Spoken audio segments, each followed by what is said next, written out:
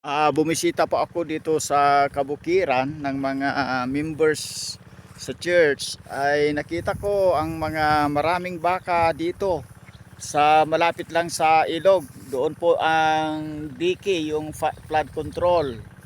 Yan po yung mga maraming baka, mga taniman po dito ng utong, tabako, ayun, mais, malilit pa yung mais po doon. Hanggang doon po ang bukid na tinatamnan ng mga magsasaka dito. Ayan po, ito po yung kapipitas na tabako. Ayan, yan po. Dito po yung tinanamnan ni Brother Gel sa kanyang asawa. Anun po sila sa kubo-kubo nila. Naglalagay sila ng mga tabako. Ayan, hanggang sa matuyo. Then handa para mabinta na. Yan, pera na yan.